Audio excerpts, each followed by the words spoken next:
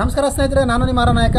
ನಾನಿವತ್ತು ಗಂಗಾವತಿಯ ತುಂಗಭದ್ರಾ ನದಿಯ ದಂಡೆಯಲ್ಲಿದ್ದೀನಿ. ಇವತ್ತು ಯಾಕಂದರೆ ಗಂಗಾವತಿಯಲ್ಲಿ ಕೂಡ ಸಾಕಷ್ಟು ಪುರಾತನ ದೇವಸ್ಥಾನಗಳು, ಸುಮಾರು 11ನೇ ಶತಮಾನದಲ್ಲಿ ನಿರ್ಮಾಣ ಆಗಿರ್ತಕ್ಕಂಥ ದೇವಸ್ಥಾನಗಳು ಇವತ್ತು ಹೊಳೆ ದಂಡೆಯಲ್ಲಿ ಜನರ ಧ್ವನಿಯನ್ನು ಕೇಳಲಾರದೆ ಎಷ್ಟೊಂದು ನಿಶಬ್ದವಾಗಿ ಈ ಪ್ರದೇಶದಲ್ಲಿದ್ದಾವೆ.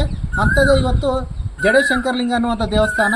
ಆ ದೇವಸ್ಥಾನಕ್ಕೆ ಬಂದಿದ್ದೀನಿ. ಆ ದೇವಸ್ಥಾನದ ಇತಿಹಾಸ ಹಾಗೂ ಇವತ್ತು ಆ ದೇವಸ್ಥಾನದ ಸ್ಥಿತಿಗತಿ ಏನಿದೆ ಅಂತ ಹೇಳ್ಕೊಡ್ತೀನಿ.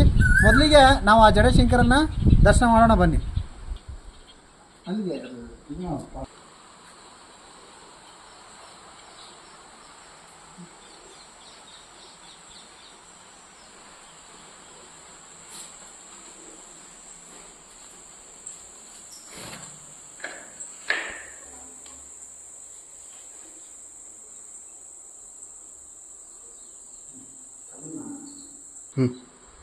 ಸ್ನೇಹಿತರೆ, ನೋಡಿದ್ರಲ್ಲ ಜಡೇಶಂಕರ ಲಿಂಗ ದೇವರನ್ನ. ಈ ದೇವಸ್ಥಾನವನ್ನ 11ನೇ ಶತಮಾನದಲ್ಲಿ ಕಲ್ಯಾಣ ಚಾಲುಕ್ಯರ ಮಾಂಡಲಿಕ ದೊರೆಯಾಗಿರ್ತಕ್ಕಂಥ ಕಂಪ್ಲಿಯ ನೊಳಂಬರ ಪಲ್ಲವರ ಪ್ರಮುಖ ದೊರೆ ಉದಯಾದಿತ್ಯ ತಾನು ಕಂಪ್ಲಿಯನ್ನ ರಾಜಧಾನಿಯಾಗಿ ಮಾಡಿಕೊಂಡು ಆಳ್ಬೇಕಾದ್ರೆ ಅವನಿಗೆ ಈ ವಿಪ್ರನಾರಾಯಣದ ಬಗ್ಗೆ ಅವನಿಗೆ ಕೇಳಿಬರುತ್ತೆ.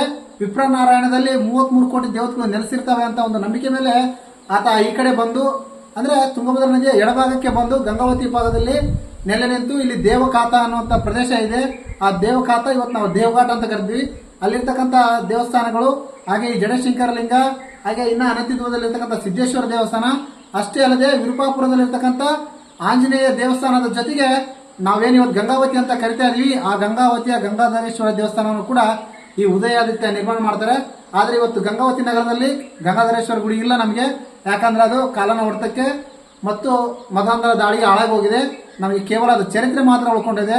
ಹಾಗೆ ಇದರ ವಿಶೇಷ ಹೇಳೋದಾದ್ರೆ, ವಿಪ್ರ 11ನೇ ಶತಮಾನಿ ಬಹಳಷ್ಟು ತನ್ನ ಒಡಲಲ್ಲಿ ಸಾಕಷ್ಟು ಚರಿತ್ರೆಯನ್ನು ಇಟ್ಕೊಂಡಿತ್ತು. ಅದನ್ನ ಮನಗಂಡಿರ್ತಕ್ಕಂಥ ಉದಯಾದಿತ್ಯ ಈ ಅಷ್ಟು ದೇವಸ್ಥಾನಗಳನ್ನು ನಿರ್ಮಾಣ ಮಾಡ್ತಾರೆ.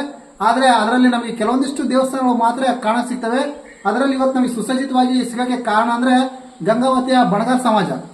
ಗಂಗಾವತಿಯ ಶ್ರವಣಸಪ್ಪ ಕೋರ್ಕರ್ ಸರ್ ಅವರ ಮಾರ್ಗದರ್ಶನದಲ್ಲಿ ಈ ಬಣಗಾರ್ ಸಮಾಜದವರು ಈ ದೇವಸ್ಥಾನವನ್ನ ಜೀರ್ಣೋದ್ಧಾರ ಮಾಡಿ ಇವತ್ತಿಗೂ ಕೂಡ ಪೂಜೆ ಪುನಸ್ಕಾರವನ್ನು ಮಾಡ್ಕೊಂಡು ಬರ್ತಿದ್ರೆ.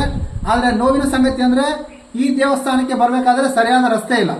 ಆ ರಸ್ತೆ ಒಂದು ನಿರ್ಮಾಣ ಆಗಿಬಿಟ್ರೆ ಇವತ್ತು ಈ ದೇವಸ್ಥಾನಕ್ಕೆ ಇಡೀ ಗಂಗಾವತಿಯ ಜನ ಒಂದು ನದಿಯ ತಟದ ಮನೋಲ್ಲಾಸವನ್ನು ತುಂಬಿಕೊಳ್ಳೋದಕ್ಕೆ ಬರೋದಕ್ಕೆ ಸಾಧ್ಯ ಆಗುತ್ತೆ. ಆದಷ್ಟು ಬೇಗ ಸ್ಥಳೀಯ ಶಾಸಕರು ಮತ್ತು ಸ್ಥಳೀಯ ಪ್ರದೇಶದ ನಾಯಕರು ಕೂಡ ಈ ದೇವಸ್ಥಾನಕ್ಕೆ ರಸ್ತೆಯನ್ನು ಮಾಡಿಕೊಡ್ಬೇಕು. ಈ ದೇವಸ್ಥಾನ ಕೂಡ ಮತ್ತೊಮ್ಮೆ ಏನು 1000 ವರ್ಷ ಗತಿಸಿದ್ರು ಕೂಡ ಇನ್ನೂ ಉಳ್ಕೊಂಡಿದೆ. ಅದರ ಚರಿತ್ರೆ ನಮ್ಮ ಮುಂದಿನ ಪೀಳಿಗೆ ತಿಳಿಬೇಕಂತ ಕೇಳ್ಕೊಳ್ತಾ ಈ ವಿಡಿಯೋನ ಇಲ್ಲಿಗೆ ಮುಗಿಸ್ತಾ ಇದೀನಿ. ಹಾಗೆ ಗಂಗಾವತಿಯ ಬಣಗಾರ್ ಸಮಾಜಕ್ಕೂ ಹಾಗೂ ನಮ್ಮ ಖ್ಯಾತ ಇತಿಹಾಸಕಾರರಾದ ಶ್ರವಣಸಪ್ಪ ಕೋರ್ಕರ್ ಸರ್ ಕೂಡ ಧನ್ಯವಾದಗಳನ್ನು ಹೇಳ್ತೀನಿ. ಯಾಕಂದ್ರೆ ಹಳೆಯ ಫೋಟೋಗಳನ್ನೆಲ್ಲ ನೋಡಿದೆ, ಎಲ್ಲ ದೇವಸ್ಥಾನ ಬಿದ್ದೋಗಿತ್ತು. ಇವತ್ತು ನೀವು ನೋಡ್ತಿರೋದು ಮತ್ತೆ ಆ ಕಂಬಗಳು, ಅವತ್ತಿನ ಕಂಬಗಳೇ ಇವತ್ತು ಮತ್ತೆ ನಿಂತ್ಕೊಂಡು ಇವತ್ತು ದೇವಸ್ಥಾನ ಏನೂ ಆಗಿಲ್ಲ, ಬರ್ರಿ ದೇವರ ದರ್ಶನ ಮಾಡ್ರಿ ಅಂತ ಹೇಳುವ ರೀತಿ ಇನ್ನೂ ದೇವಸ್ಥಾನ ಉಳ್ಕೊಂಡಿದೆ. ಹಾಗೆ ಗಂಗಾವತಿಯ ಜನ ಯಾರೆಲ್ಲ ನೋಡಿಲ್ಲ ಅವರೆಲ್ಲರೂ ಕೂಡ ಈ ದೇವಸ್ಥಾನಕ್ಕೆ ಭೇಟಿ ನೀಡ ಅಂತ ಹೇಳ್ತಾ ನಾವು ಇಲ್ಲೇ ವಿಡಿಯೋ ಮುಗಿಸ್ತಿದ್ದೀನಿ. ನಮಸ್ಕಾರ.